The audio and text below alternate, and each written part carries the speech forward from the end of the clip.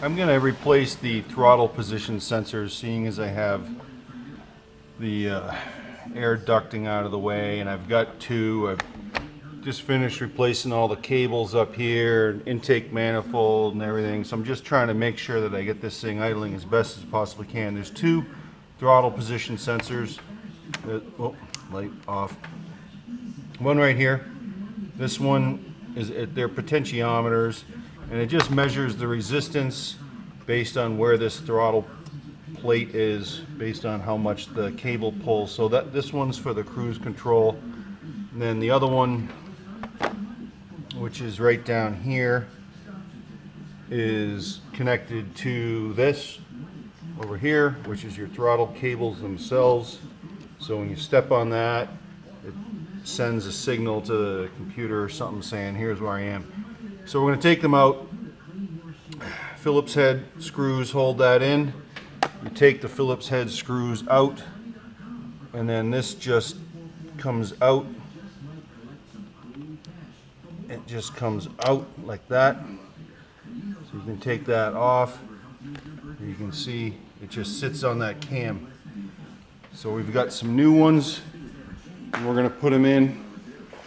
Got them over here, and we'll get back to you.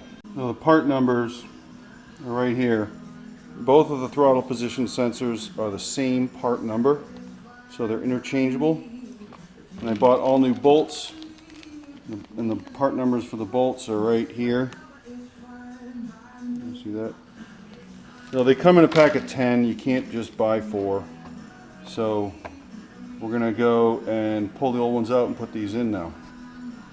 So we got the old one off. There's really not anything to see here, although when you put a potentiometer across the number 1, is it 1 and 2 or 1 and 3 pins, you're supposed to measure the resistance while someone's opening the throttle plate, and the resistance on these throttle position sensors was out of spec with what it said in the Bentley manual. So that's why we're putting a new one on, or 2 new ones on.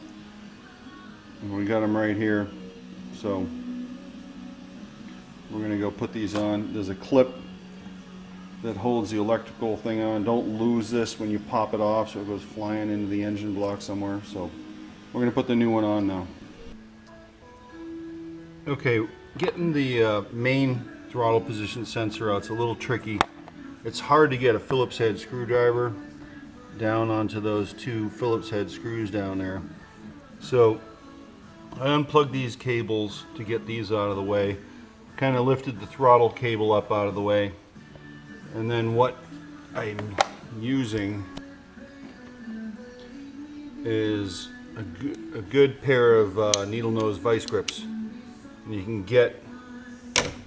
get onto those Phillips head screws. It's hard to get like I said, a Phillips head down in there. I was trying this.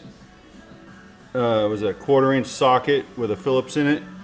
You can get the one on the left out with that, but the one on the right you can't get the angle on it. So the vice grips work. I've got it loose, so now I'm going to back them out. We'll be back in a minute. Alright, so we've got our new cruise control throttle position sensor in, and we got the main throttle one down there in. Needle nose vice grips for the win. I guess the right time to do that is if you take off the whole throttle body, but we got those in. We got the gray one up here. This clip goes there. This one here.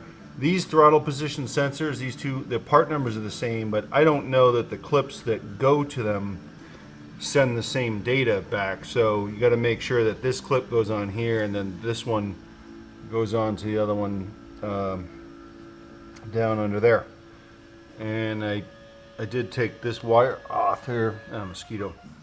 So that's back on, and yep, we're going to put the air box back on, and then we're done.